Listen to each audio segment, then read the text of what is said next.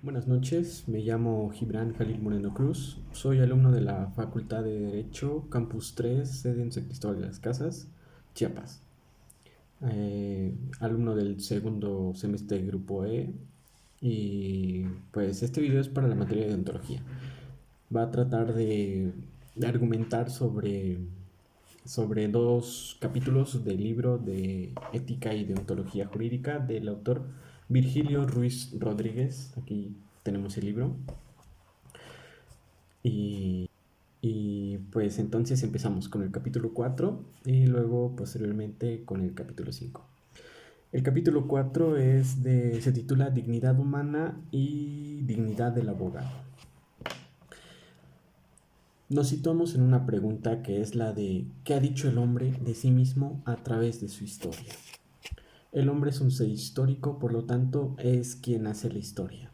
También se puede recalcar que los vencedores de ciertos conflictos siempre son los que terminan escribiendo la historia, ¿no?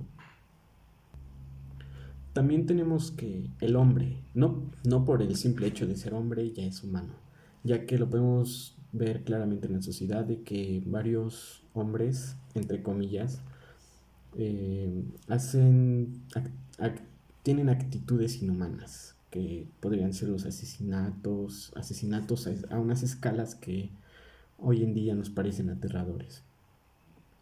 Muy bien, respondiendo a la pregunta sobre qué ha dicho el hombre a través de su propia historia sobre sí mismo, sí nos ha quedado un poquito mal, ya que pues gracias a ciertas personas pues han dejado en mal a lo que es la humanidad, ¿no? Durante la historia de toda la humanidad, para facilitar su estudio, la historia se divide en tres fases filosóficas que vienen siendo el periodo cosmocéntrico, teocéntrico y antropocéntrico, en orden cronológico respectivamente. Muy bien, nos ubicamos más o menos por ahí en el siglo V antes de Cristo, en donde la, la tecnología no estaba tan avanzada, obviamente, y pues las creencias filosóficas en ese entonces era sobre el cosmos, por eso su nombre de periodo cosmocéntricos, cosmos, el universo. Los griegos tenían como centro de atención el universo. El cosmocentrismo también trató de identificar la causa de la armonía y el orden mundial. Era más de ser más naturales, por decirlo así.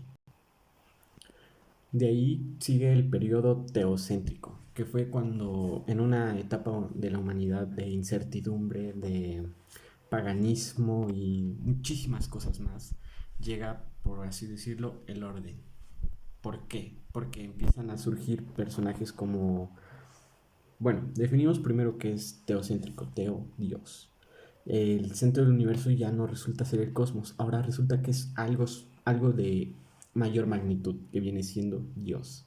Con este personaje súper famoso de Jesucristo, el Hijo de Dios, empieza la religión cristiana, empieza el teocentrismo. Su mayor auge del teocentrismo fue durante la Edad Media, en donde casi todo el mundo era religioso, en donde se castigaba inclusive con la muerte lo que es el paganismo, la brujería y pues magia, cualquier tipo de magia.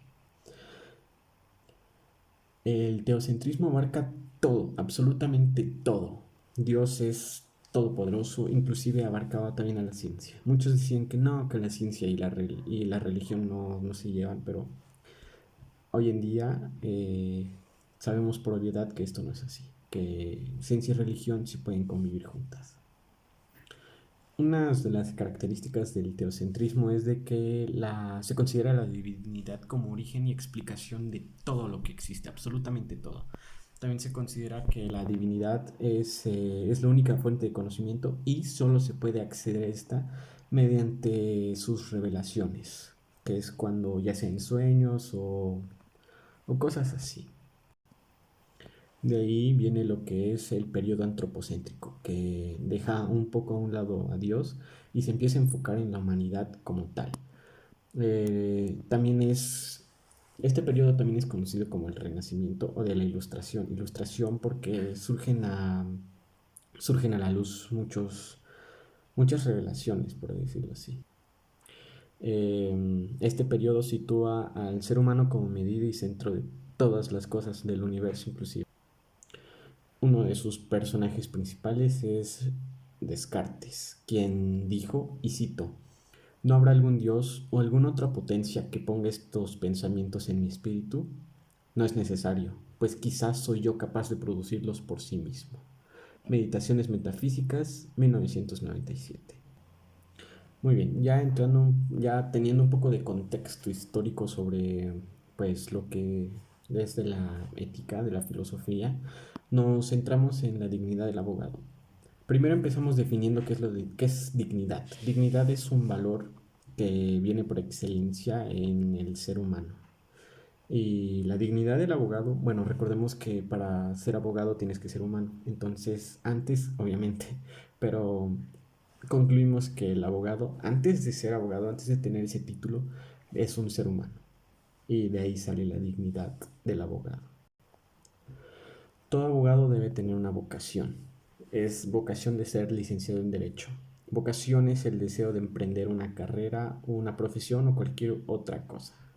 Pero aunado a la vocación, no solo es de querer ser algo, sino debes de tener ciertas cosas. Por ejemplo, ser abogado debes de tener o deberías de tener facilidad de palabra, deberías de conocer oratoria, deberías tener muchísimas cosas que van aunado a la vocación. No solo es de que te sientas llamado o atraído a la materia, no. Tienes que disponer de muchísimas cosas para poder ser un buen abogado. Este es un breve resumen del capítulo 4. Continuamos el capítulo 5 que se titula Deontología jurídica y la figura del abogado. Fuentes de la deontología jurídica. Con fuentes nos referimos a todos aquellos elementos que ayudan o que han contribuido de alguna manera a la estructuración y formación de lo que hoy día conocemos como deontología jurídica, que viene siendo una rama de la ética, pero basado o más preciso en una materia, que en este caso pues es derecho.